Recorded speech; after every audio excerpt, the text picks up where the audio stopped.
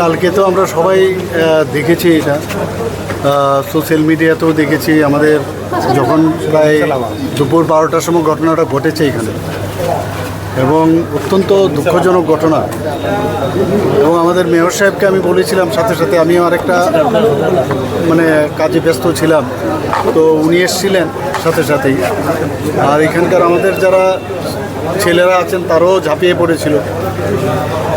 এবং শুভ্রজিৎ চৌধুরী নামে অল্প বয়স, এবং শুনলাম খুবই ভালো ছেলে। এবং যে ঘটনা ঘটলো, যা প্রাথমিক যে রিপোর্ট আমার কাছে আসলো, দেখা গেছে যে এখানে যে গ্যাসের যে লাইন দেয়, তো লাইন গ্যাসের যে এখানে লাইন কিন্তু দেওয়া হয়েছিল, কিন্তু উপরের ফ্ল্যাটে তখন কিন্তু গ্যাসটা সেখান থেকে দেওয়া হয়নি। কিন্তু উপরের ফ্ল্যাট যে আছে সেখানে নাকি ওরা যেহেতু চেয়েছে যে আমার এখানে লাইন গ্যাস দরকার, ওটার লাইন দিয়েছে, কিন্তু এখানে কিন্তু এটা খোলা ছিল। ওই যে লাইনটা ইন্টারনাল যে কাজ করেছে, তো ভিতরে এই যে গ্যাস থাকার কারণে শুনলাম যে ও ধূপকাঠি যখন জ্বালায়, তো ওইখান থেকেই ঘটনাটা ঘটে। প্রাথমিক যে রিপোর্টটা আমি পেলাম। সকালবেলা আপনারা জিজ্ঞেস করেছিলেন কী কারণে হলো, তো অনেকে বলছিল এরকম, নিউজ পেপারেও আমি দেখেছি যে বিভিন্ন রকম রিপোর্ট, কিন্তু যা দেখলাম আমাকে দেখালো ওই যে পাইপটা খোলা ছিল। মেয়র সাহেবের সাথেও আমি কথা বলেছি যে এইরকম কী করে এটা হয়, এবং সমস্ত ফ্ল্যাটগুলোর মধ্যে ইমিডিয়েটলি এই ধরনের যেমন ঘটনা হবে, কারণ শুধু একটা ফ্ল্যাটেই হয়নি, কিন্তু পাশাপাশি যাদের বাড়ি, ফ্ল্যাট, উপরের ফ্ল্যাট, এরকম 5-6টা জায়গার মধ্যে কিন্তু এফেক্টেড হয়েছে। অনেকে এখনও প্যানিক রয়েছে এখানে। ওনাদেরকে আমি আশ্বস্ত করেছি আমাদের তরফ থেকে যা যা করার করবে। এবং আমাকে কালকে একজন বলল যে ওকে কলকাতায় নিয়ে যেতে চায়, এবং আপনি একটু বলে দেবেন যাতে ও গেলে যাতে তাড়াতাড়ি ওর ট্রিটমেন্টটা হয়। আমি ওনাকে বলি যে 90% ওর বার্ন। তো আমি আধিকারিককে বলেছিলাম, সেক্রেটারি মহোদয়কে, যে আপনি দিল্লিতে কথা বলে, তো সেইভাবে তৈরি ছিল। কিন্তু দুঃখের বিষয়, অত্যন্ত দুঃখের বিষয়, আজকে সকালবেলা আর ওনাকে ধরে রাখা গেল না। ডাক্তারবাবুরা অনেক চেষ্টা করেছে, তো ওর আত্মার সদ্গতি কামনা করি। টিএনজিসিএল যে গ্যাস সরবরাহ করলো, ওরা কি ফ্ল্যাটের ওদেরকে জানায়নি যে ওরা? সেটাই তো অদ্ভুত লাগলো আমার কাছে। এটাই তো বিষয়টা, তো এই জায়গায় দুর্ঘটনা তো দুর্ঘটনাই।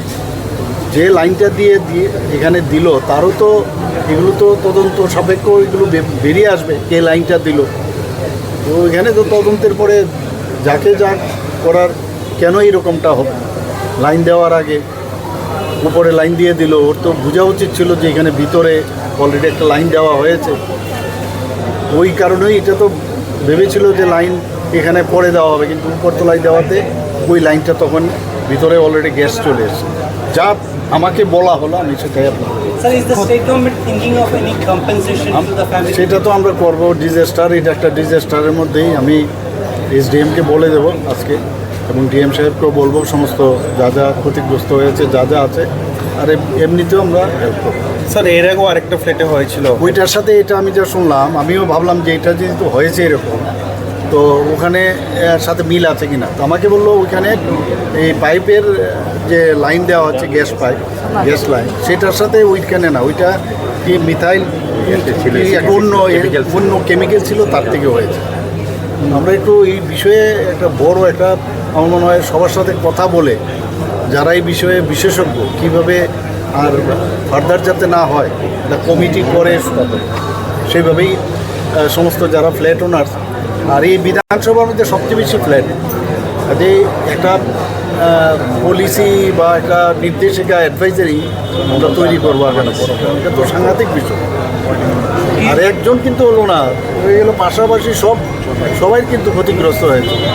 প্রাথমিকভাবে টিএনজিসিএল এর গাফিলতি সামনে আসে, আমার কাছে তো তাই মনে হচ্ছে। তো এটা তো পরে যখন পুরো রিপোর্ট আসবে তখন বোঝা যাবে। আমরা আমাদের তরফ থেকে যা ব্যবস্থা সেটা আমরা। স্যার, আপনি আজকে দিল্লি যাচ্ছেন আনারস इस रथ यात्रा के पावन अवसर पर स्वर्ण कमल ज्वेलर्स लेकर आया है स्वर्ण वर्षा 1 जुलाई से 25 जुलाई तक। अपना पुराना गोल्ड उसकी प्योरिटी के हिसाब से कंप्लीट वैल्यू पर एक्सचेंज कीजिए। पाइए गोल्ड ज्वेलरी के मेकिंग चार्ज पर 30% ऑफ और डायमंड ज्वेलरी के मेकिंग चार्ज पर 100% ऑफ। हर परचेज पर अशोर्ड गिफ्ट्स भी और सिर्फ बिल अमाउंट का 25% पे करके अपना गोल्ड रेट आज ही बुक कीजिए। तो इस रथ यात्रा खुशियों के साथ बचतों की भी हो। स्वर्ण वर्षा स्वर्ण कमल ज्वेलर्स, विश्वास, गुणवत्ता और बेहतरीन डिजाइन का नाम। Terms and condition apply.